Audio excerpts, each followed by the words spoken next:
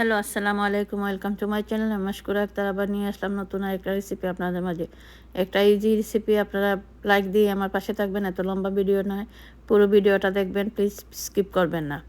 আমি আজকে দেখাবো ভাত ভাজি। আমি এটা গ্রিল চিকেন ছোটো ছোটো পিস করে নিয়েছি। এখন আমি একটা ফ্রাই প্যান বসিয়েছি। ফ্রাই প্যানের মধ্যে আমি পেঁয়াজ কুচি দিয়েছি। পেঁয়াজ কুচি দিয়ে এটার মধ্যে দিয়েছি লং, গ্রিন মরিচ, এটা 2টা মরিচ কেটে দিয়েছি, একটা বড় পেঁয়াজ দিয়েছি। দিয়ে আমি এটাকে ভালোভাবে ভেজে নেব। ভাজা হয়ে গেলে তারপর আমি চিকেনগুলো ছেড়ে দেব।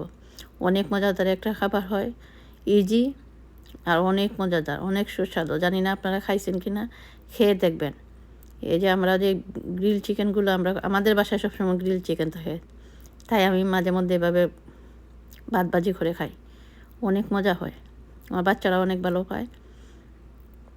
আপনারা খেয়ে দেখবেন কেমন হয়। আমি